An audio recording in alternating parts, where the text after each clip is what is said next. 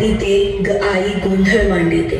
आईच्या नावाचा गोंधळ मांडीला, गोंधळाला ये आई, गोंधळाला ये आई.